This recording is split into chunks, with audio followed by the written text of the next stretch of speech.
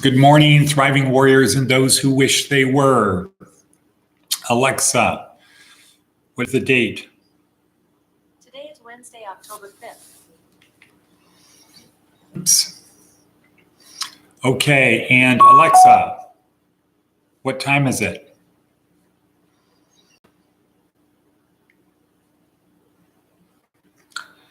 Alexa, what time is it? It's 6:12 a.m. Great. Enjoy your morning, Edward. And Alexa, what is the weather forecast for today? Currently, in Amargosa Valley, it's 59 degrees Fahrenheit with clear skies.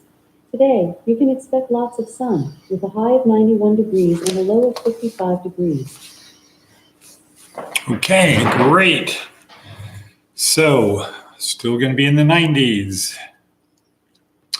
And good morning, Jeff.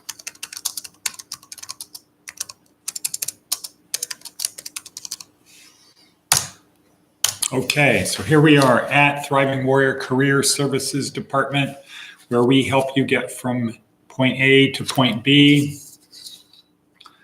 That's probably a little bit better. Point B, and point B is better. So you're at A, we want to help you get to point B.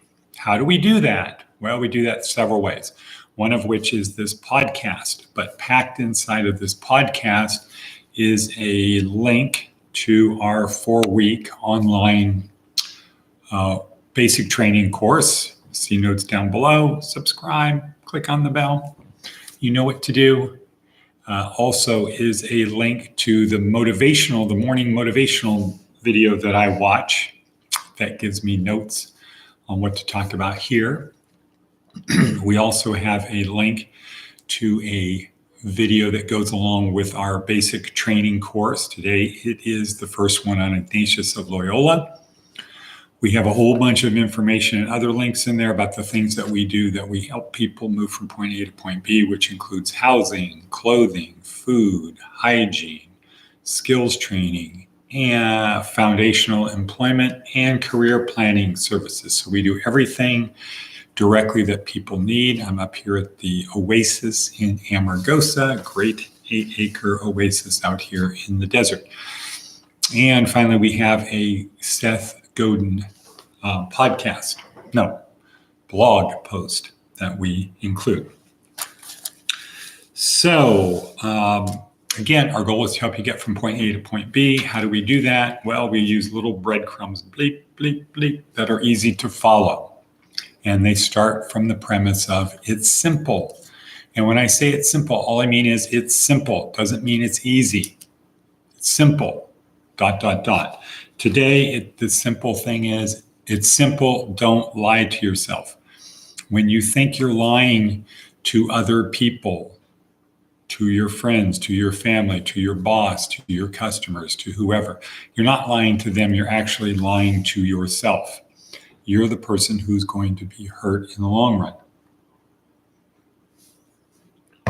And why do people lie? Well, they lie because they're afraid to tell the truth. But I would submit to you, it is better to tell the truth up front, minimize the danger, and then move on. It's better to do that than to lie, because then you got to cover up the lie and you got to make stories, et cetera, et cetera. It's better just to tell the truth. Okay, so that's that. It's simple. Don't lie to yourself. And when you lie, you're actually lying to yourself. So that's the simple thing. Now, Jordan Peterson would say, don't lie, or at least don't say things that you know not to be true. I think that's his first point. Next, okay, don't lie to yourself. So what else did I get from today's video? We will all hear more no's than yeses. Be prepared for it. No, and one brain hack you can do is you can say no doesn't mean N-O, it means K-N-O-W. The people didn't know that the right answer was yes. So what did you do wrong? Take responsibility. Take the hard path. Never settle. Don't settle. Keep going, keep clawing, scratching, moving forward. Don't settle. Don't judge yourself according to your past. Too many people believe they are what they are instead of they are what they are becoming. Jordan Peterson also in today's thing said, be a monster. Don't be somebody safe. Be a monster, but then learn to control yourself. Finally, we have our list of threes. So we're going to do every day, we're going to have a list of three. Here's the three. Yesterday's list was there's 3 stages in life: learning, earning, and yearning. Learning, earning, and yearning. Everybody goes through these 3 stages. When we're born, when we're infants, all the way up, should be for our whole life, but the first few months, years, decades of our life is primarily spent learning, or at least it should be learning, until we start taking drugs, and then we shut off part of our brain because we just don't care anymore. Yesterday was learning, earning, yearning. So first you go through learning and then earning. And it works out pretty much the more you learn, the more you earn. And the more you earn, the less you yearn. But everybody goes through these 3 stages. Right now, the richest guy in the world, he yearns for youth and health. If he could pay $300 billion to have the clock stop on his life for 10 years so he didn't age, get older at all, for $300 billion, he would do it. Why? Because he'd say, I'll get it back. I'll get it back. I'll get the money back. So learning, earning, and yearning. Today's list of 3 is there are 3 kinds of people in the world. People who make things happen, people who watch things happen, and people who wonder what happened. Don't be this guy. Don't be the third guy. Don't be the third guy. You can, it's kind of tough to make things happen. It's a lot of disappointment. Got to have very thick skin. Got to be like leather. A lot of people, or few people, make things happen. Most people watch things happen. What are they doing on Sundays? What are they doing on weekends? They're watching their team. They're living vicariously, and that's okay. They're going to the movies. They're doing whatever. They're living vicariously. That's watching things happen. That's not bad. Wondering what happened, going through life, or wondering what happened, that's not good. So that's the 3 things for today. We're 8 minutes in. And let's talk about the TED Talks. Yesterday's TED Talk was Nancy Kane. Michael Sugra, Stoicism, Marcus Aurelius. Huge amount of stuff in that. Not a lot to talk about. Well, there's too much to talk about, but basically the starting point would be the Stoicism started in about 300 BC, and it kind of ended around 380. Not that it ended, but the basic schools were shut down because it comes in conflict with Christianity. With Stoicism, you don't really need a god or gods. It's how you live your life today.